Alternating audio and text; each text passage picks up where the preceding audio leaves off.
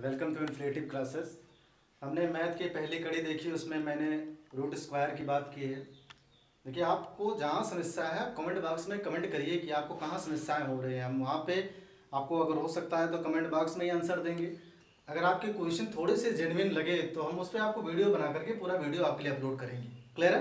आज हम सेशन की बात करते हैं क्यूब रूट घनमूल की। कोशिश यही है कि कम से कम 10 क्वेश्चन इस पार्टीशन में हो। हम मैथ के जितने भी पार्टीशन बनाएंगे कोशिश करेंगे स्टार्टिंग में छोटे पार्टीशन रहे, है ना। इससे बेनिफिट ये है कि कंसेप्ट आपका क्लियर रहेगा। आप सोच के देखिए, अगर स्क्वायर रूट या फिर क्यूब रूट का हमने 45 मिनट का वीडियो आपके लिए बनाया, 50 मिनट का वीडियो बनाया, अगर स्टार्टिंग का आप कंसेप्ट नहीं समझ पाए तो बीच के जो कंसेप्ट आने वाले हैं उसमें आप फंसने वाले हैं। क्लियर है? बात कर लें क्यूब रूट के पहले क्वेश्चन की। तो क्वेश्चन के लिए आप चाहे स्क्वायर रूट की बात करें, क्यूब रूट की बात करें, डिजिट सम की बात करें, प्रत्येक कंडीशन में यूनिट डिजिट का अपना रूल है, मतलब इकाई का अंक आपने लिया यूनिट डिजिट। देखिए, कोशिश ये है कि घनमूल के कम से कम 8 अंकों के क्वेश्चन हम आपको सॉल्व करवाएं, लेकिन वो तभी हो सकता है जब आप इनिशियल स्टेज के क्वेश्चन को सॉल्व करना जानते हो। ठीक है ना? हम देख लेते हैं कि प्रारंभिक जो गिनती की संख्या है, मैंने 1 से 10 तक का कैलकुलेशन लिया। वो इसलिए 11 तक का इसलिए नहीं लिया क्योंकि उसकी जरूरत पड़ने वाली है नहीं हमें। हम 1 से 10 तक के बीच में ही सारे कैलकुलेशन अपने करेंगे। और मैंने आपसे कहा कि मैथमेटिक्स और रीजनिंग में दोनों में फर्क है। मैथमेटिक्स में कैलकुलेशन है, रीजनिंग में कैलकुलेशन नहीं। क्लियर? यहाँ पे भी कोशिश हमारी यही है कि जितने थॉट प्रोसेस हम आपके लिए रखें वो सारे के सारे बिल्कुल ट्रिकी रखें। अगर मैथमेटिकल ऑपरेशन मैंने जो है स्क्वायर रूट या फिर क्यूब रूट का करवाया तो फिर बुक के सोल्यूशन और हमारे सोल्यूशन में जरा सा भी फर्क रह नहीं जाएगा। क्लियर?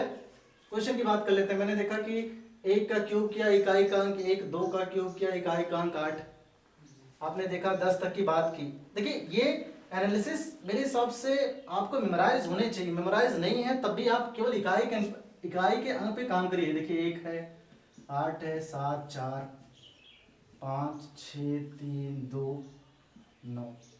सबसे खास बात यह है कि इस पूरे कैलकुलेशन में कोई भी संख्या, किसी भी संख्या का जो इकाई का अंक है वो अपने आप को रिपीट नहीं कर रहा है ना। इसका मतलब है कि जहां पे स्क्वायर रूट में आप फंसते थे, क्यूब रूट में जरा सा भी फंसने वाले नहीं है। स्क्वायर रूट में प्रॉपर्टीज थी कि किन किन संख्याओं के अंकों का वर्ग इकाई का अंक होगा, बट यहाँ पे देखिए है ही नहीं दिक्कत कि सिर्फ इकाई के अंक के अगर 1 की बात करें वो तभी हो सकता है जब संख्या में इकाई का अंक 1 दिया हो, और किसी भी अंक का क्यूब करने पर इकाई का अंक 1 आने वाला नहीं।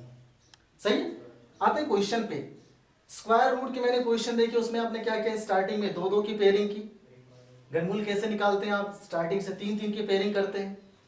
देखिए, वो चाहे स्क्वायर रूट हो चाहे क्यूब रूट हो, आप मैं 3 जो है 3 अगर अंकों का वर्गमूल या घनमूल निकाल रहा हूं तब भी 2 सेकंड लगने वाले हैं। 8 अंकों का अगर वर्ग या घनमूल निकालना है तब भी 2 सेकंड लगने वाले, लेकिन उसके लिए जरूरी है बेसिक मेथड आना चाहिए आपको। ठीक है? चलिए, पहला क्वेश्चन मैंने लिया। चलिए, पहला क्वेश्चन देख लें। इस चीज का ध्यान रखिएगा, अगर स्क्वायर रूट निकालने की बात आएगी तो थोड़ा सा फंसने वाले हैं आप, लेकिन अगर क्यूब रूट की बात आएगी जरा सा भी नहीं फंसने वाले। मेरा मानना है कि क्यूब रूट निकालना बेहद आसान है in the comparison of square root. आते हैं क्वेश्चन पे। हमेशा ध्यान रखिएगा, क्यूब का मतलब पावर 3, मतलब जहां पे वर्ग जो है रूट स्क्वायर में, स्क्वायर रूट में आप 2 2 की पेयरिंग कर रहे थे, यहां पे हम 3 3 की पेयरिंग करेंगे। क्लियर? देखिए, इस डाटा का क्या जो है उपयोगिता है वो यहां से सिद्ध होगा भी। मैंने कहा कि इकाई का अंक 8 किस कंडीशन में आ सकता है, जब 2 का क्यूब किया जाए।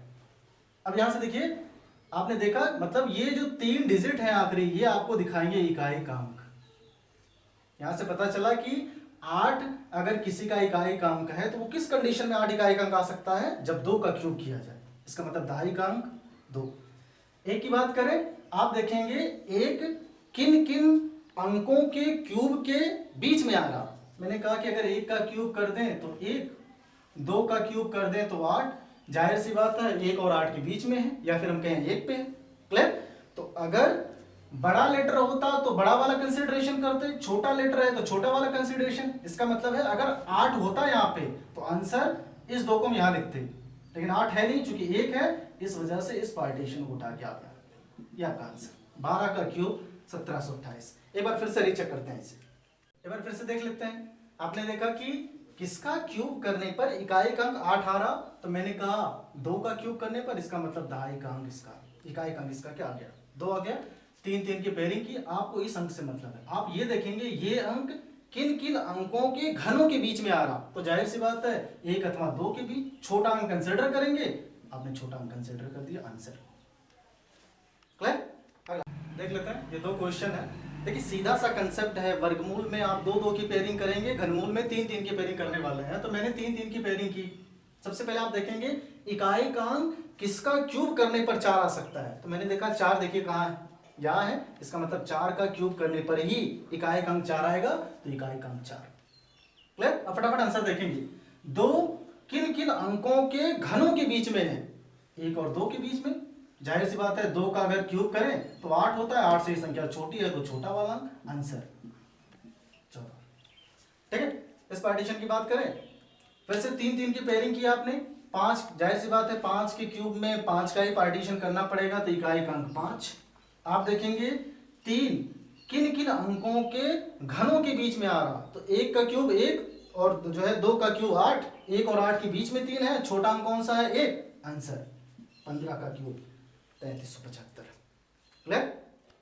चलिए अब मैंने स्टार्टिंग में 4 अंकों का जो है नंबर लिया डिजिट, इस बार मैंने 5 अंकों का कर दिया। देखिए कैलकुलेशन जितनी ज़्यादा डिजिट का जो है संख्या रहेगी उतना ही काम आपका अच्छा होने वाला। मतलब अगर 8 डिजिट का घनमूल निकालना होता काम बेहद आसान, लेकिन थोड़ा सा कैलकुलेशन करना पड़ेगा आपको। उसके लिए देखिए मैं ये नहीं कहता कि पूरी संख्याओं का क्यूब आपको याद हो, लेकिन आपको कम से कम इतना जरूर याद होना चाहिए कि क्यूब करने पर यूनिट डिजिट क्या आनी चाहिए, इकाई का अंक क्या हो सकता है, इतना तो आपको काम करना पड़ेगा। क्वेश्चन की बात कर लेते हैं। घनमूल है, 3 3 की पेयरिंग करेंगे। आपने 3 3 की पेयरिंग की 625, और जाहिर सी बात है 5 तभी आएगा जब 5 का क्यूब किया जाए, तो आपने लिखा। क्लियर। एक और चीज, अगर हम घनमूल की बात करें जितने पेयर बनेंगे उतने ही घनमूलों की संख्या होगी। यहाँ देखिए कितने पेयर बने, 1 2, तो घनमूलों की संख्या 2। अगर पेयर 6 बनते तो घनमूलों की संख्या 6 होती। सही। आपने देखा कि इकाई का अंक 5 है। अब इसको कंपेयर करेंगे कि 15 किन किन अंकों के घनों के बीच में आता है, तो मैंने कहा कि अगर हम 2 लेते हैं, 2 दूना 4 दूना 8, 3 की बात करें 3 त्रिक का 9 त्रिक 27, जाहिर सी बात है 8 और 27 के बीच में 15 है, तो छोटा वाला कंसीडर करेंगे आंसर, और छोटा किसका है, 2 वाले पार्टीशन का आंसर। चलिए इस क्वेश्चन की बात कर लें। बस आपने सबसे पहले पेयरिंग की, 3 का पेयरिंग किया, इकाई का अंक 4 है, तो 4 किसका जो है 4 कब घनमूल आ सकता है, जब 4 का ही घनमूल किया जाए। देखिए 4 और कहीं किसी के पार्टीशन में नहीं है, तो इकाई का अंक 4। फिर से क्या देखेंगे, 13 किन किन घनों के बीच में आ रहा, तो जाहिर सी बात है 2 दूना 4 दूना 8 और 3 त्रिक का 9 त्रिक 27, इन दोनों के बीच में है, छोटा है, तो क्या पार्टीशन होगा 2। इकाई का दाई का आपने क्या लिया 2, इसका मतलब 24 का क्यूब 13824।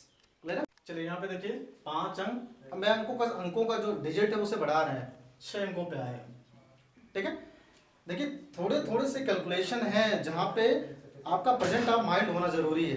अगर मैथमेटिकल ऑपरेशन में आप प्रेजेंट ऑफ माइंड नहीं है तो मेरे हिसाब से विद एक्यूरेसी के साथ आप आंसर कंसिडर नहीं कर सकते, उसके लिए प्रेजेंट ऑफ माइंड होना बेहद जरूरी है। क्वेश्चन की बात कर ले। आपने देखा 3 3 की पेयरिंग की आपने, इकाई का अंक 3 कब आ सकता है, आपने देखा इकाई का अंक 3 तब आ सकता है जब 7 का क्यूब किया जाए, इसका मतलब पार्टीशन 7। अब यहाँ देखिए 35 किन किन घनों के बीच में आ रहा, तो मैंने कहा कि अगर हम 3 त्रिक का 9 त्रिक 27 कर दें और 4 चौक 16 चौक का 64 कर दें, जाहिर सी बात है इन दोनों के बीच में कहीं आएगा, क्योंकि 64 से छोटा है, इसलिए छोटा वाला पार्टीशन पहले आंसर कंसिडर होगा, आंसर 37। सही है। अगला अब यहाँ देखते हैं, वैसे आपने 3 3 की पेयरिंग की, आपने देखा 357 है, इकाई का अंक 7 कब आ सकता है, जब 3 का क्यूब किया जाए, तो दहाई का अंक, इकाई का अंक जो आपका आया वो कितना आया, 3 आया। अब इसकी बात कर लेते हैं 804 किन के बीच में। देखिए मेरा मानना है कि बच्चे ये 9 का पार्टीशन हो वहां फंसते हैं, लेकिन अगर हम 10 के कैलकुलेशन की बात करें कि 10 दहाई 100 दहाई 1000, 1000 से थोड़ा सा कम है कि नहीं। अब इसका मतलब है 1000 10 का क्यूब है, तो 10 के समकक्ष कौन सा क्यूब होगा, 9 का क्यूब, तो 9 9 81 9 729, इन दोनों के बीच में 804 है, तो छोटा वाला पार्टीशन कंसिडर होगा, इसका मतलब आंसर 93 का क्यूब। क्लियर। चलिए क्यूब रूट का आखिरी क्वेश्चन लेते हैं। एक चीज का ध्यान रखिएगा, हम जब ऑफलाइन क्लास लेते हैं तो बच्चे वहाँ पे ऐसे ऐसे क्वेश्चन पुटअप करते हैं, मतलब वो ऐसा घनमूल निकालने के लिए देंगे जिसका घनमूल निकलता ही नहीं है। तो इस चीज़ का ध्यान रखिएगा, ये ट्रिक तभी एप्लीकेबल है जब चीज़ों का घनमूल वास्तविक में होता हो।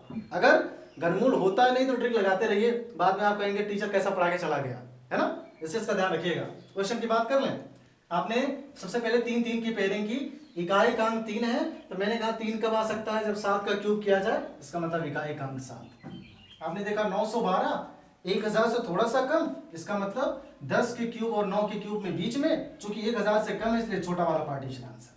97 का क्यूब आपका आ जाएगा 9,12,673। देखिए हम जो यूनिट जो है सम के हैं या डिजिट सम के जो पार्टीशन है उसके वीडियो भी बनाएंगे, लेकिन ये सारे जो कंसेप्ट हैं थोड़ा सा क्लियर कर लीजिएगा। इस चीज़ का ध्यान रखिएगा, इसके कैलकुलेशन मैंने कहा कि अहम नहीं, लेकिन इकाई के जो पार्टीशन है इसका थोड़ा सा विजुअलाइजेशन जो है आप में होना चाहिए कि आप फंसे ना।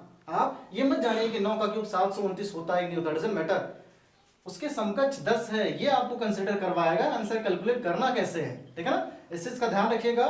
बाकी जो है अगला पार्टीशन अगले वीडियो में देखेंगे। Thank you.